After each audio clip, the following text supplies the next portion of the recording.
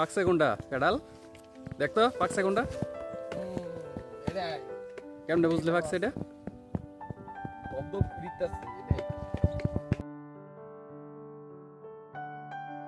রসমালাই রসমালাই কাঁঠাল তো রসমালাই রসমালাই তরমুজ ওই যে একটা নিচে দেখ কত নিচে কত নিয়েছি গাছের গোড়ায় কাঁঠাল এটা শিয়ালে খাইবো শিয়ালের ভাগ্যে এটা আছে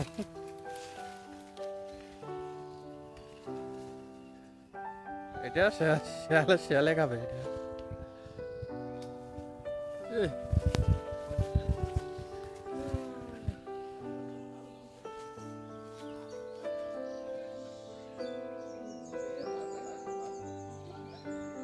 আল্লাহ